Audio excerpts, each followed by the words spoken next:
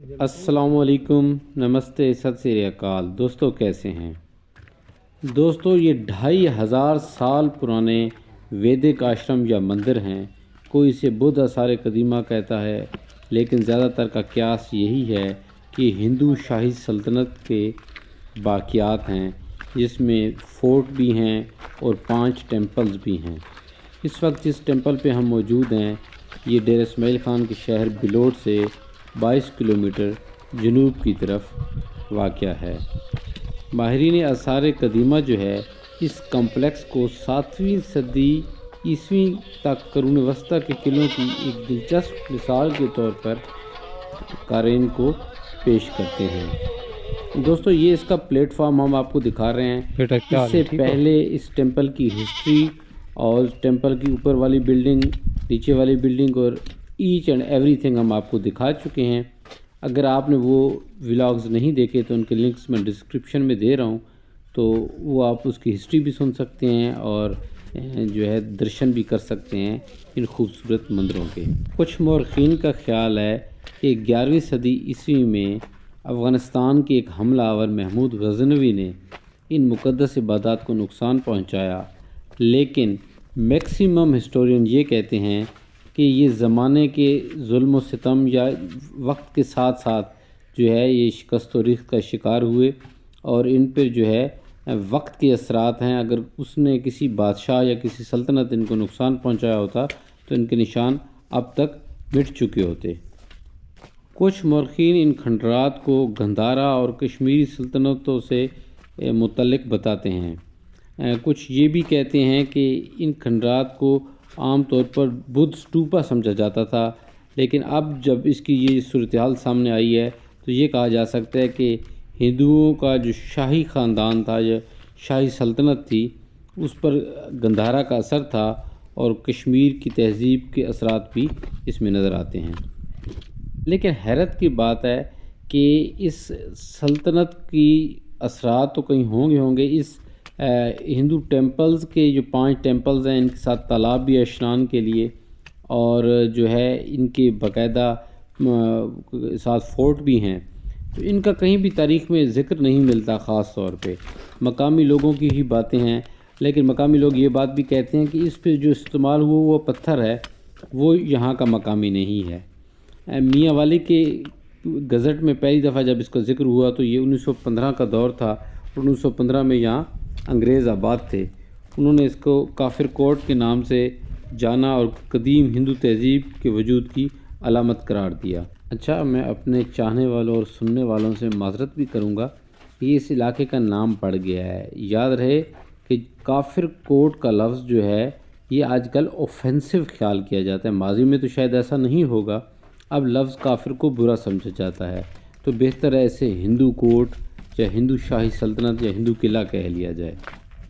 اچھا دوستو، یہ سندھو ٹیمپل کے جو ریونز ہیں، باقیات ہیں، یہ آپ کو ٹیمپلز نظر آ رہے ہیں، اور ساتھ ہی ماڑی میں جو معاملات ہیں، یہ دیکھیں گاؤ ماتا جو ہے ہمیں دیکھ کے غصے ہو گئی ہے، ہم واپس آئے ہیں اور ہم نے پھر کوشش کی سائڈ سے ویو لیں، تو لیکن اس گاؤ ماتا نے جو ہے غصہ کیا ہے، تو ہم باہر آ گئے۔ ہم نے کیسے ڈسٹرب نہیں کرتے، جب یہ تشریف لے جائیں گی تو پھر جو ہے ہم اندر سے آپ کو اس غار کو دکھائیں گے، شاید یہ کسی پنڈت کے رہنے کی جگہ ہوگی۔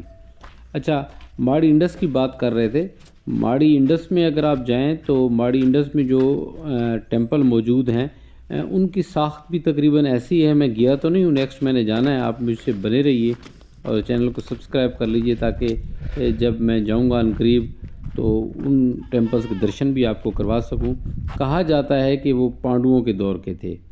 تو اس ٹیمپل کے بارے میں مجھے تو پتہ چلا تھا، نصر اللہ خان بڑودی صاحب کا ایک چینل ہے، انہی اسی نام سے، نصر اللہ خان بڑودی کے نام سے، تو اس سے پتہ چلا تھا، اور پھر شاہ صاحب یہاں آئے تھے۔ شاہ صاحب کا چینل ہے طاہر شاہ ولاگز کے نام سے، تو ان 2 چینلز کو آپ چاہیں تو سبسکرائب کر لیجئے گا۔ اور مکھن رام جے پال ایک دوست ہیں میرے، ان کا چینل بھی چاہیں تو سبسکرائب کر لیں۔ انہوں نے نیکسٹ آنا ہے اسی ٹیمپل کے درشن کرنے، تو میں آؤں گا ایک نیکسٹ نیو ویو سے، آپ کو جو ہے یہ ٹیمپل ضرور دکھاؤں گا۔ ہاں، تو بات ہو رہی تھی، کہا جاتا ہے کہ یہ گومل سویلائزیشن ہے، اس کے تحت جو ہے یہ ایک ہندوؤں کی سویلائزیشن تھی۔ دیکھیں کتنا خوبصورت ٹیمپل ہے۔ ابھی میں آپ کو زوم کر کے نیکسٹ ویڈیو میں دکھاؤں گا جب میں مکھن کے ساتھ آؤں گا، تو پھر آپ حیران ہو جائیں گے اس کو نقش و نگار دیکھ کے۔ اچھا، یہاں کہیں کہیں جو ہے وہ سورج مکھی کا پھول نظر آتا ہے، اس وجہ سے اس کو جو ہے بدھ مت کا بھی کہا جاتا ہے، لیکن ایسی بات ہے نہیں۔ اچھا، ہندو مت کے ساتھ انہی پہاڑوں کو ہندو کش کہا جاتا تھا۔ کہا جاتا ہے کہ ماضی میں جب اس پرامن قوم کو، ہندوستان کی رہنے والی پرامن قوم کو، انڈین قوم کو یہاں سے غلام بنا کے لے کے جایا جاتا تھا، تو ان پہاڑوں کی وہ سختیاں برداشت نہیں کر سکتے تھے، تو یہاں وہ دم توڑ جاتے تھے، تو ان پہاڑوں کو ہندو کش کہا جاتا تھا۔ کش مطلب مار دینے والا، وہ پہاڑ جو ہندو کو مار دیتے ہیں۔ اب دوستو، یہ دو کوٹ ہیں، ایک شمالی ہندو کوٹ ہے، ایک جنوبی ہے۔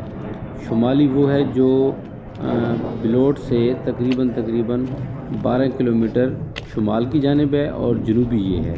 یہ دیکھیں، یہ اس کی ڈبل سٹوری ہے۔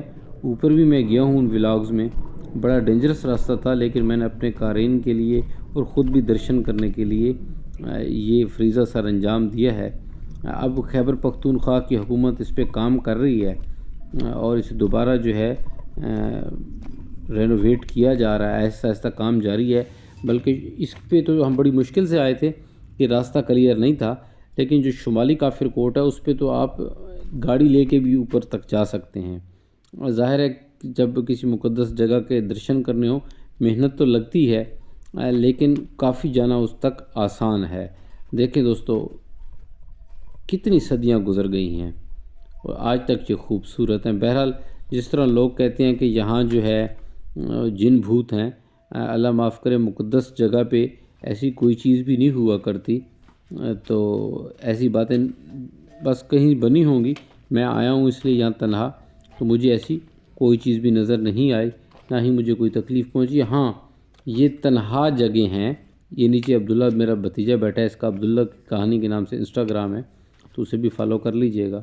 یہ ہے کہ یہ بالکل، اگر آپ جنوبی ہندو کوٹ میں آتے ہیں تو یہ ڈینجرس اس لیے ہے کہ یہ بالکل دیہاتی علاقہ ہے، اور بالکل پہاڑ ہیں، جانے کا راستہ کوئی بھی نہیں ہے، آنے کا راستہ بھی کوئی نہیں ہے، تو یہاں چوری ڈاکے کا خطرہ ہو سکتا ہے۔ اس لیے کوشش کریں کہ 2 سے 3-4 دوست مل کے آئیں اور شام سے پہلے یہاں سے چلے جائیں۔ دوستو، نیکسٹ ولاگ میں ملیں گے۔ اللہ حافظ۔